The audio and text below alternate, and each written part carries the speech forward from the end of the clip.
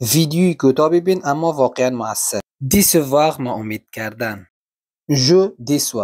je déçois من ناامید میکنم. tu déçois تو ناامید میکنی. il déçoit او ناامید میکند. nous décevons ما ناامید میکنیم. vous décevez شما ناامید میکنید. ils déçoivent آنها ناامید میکنند. این بود صرف زمان حال فعل décevoir یا ناامید کردن. بیایید گذشتهش را با چند مثال ببینیم. j'ai déçu من ناامید کردم. j'ai été déçu par le film من از فیلم ناامید شدم. je suis déçu من ناامید هستم.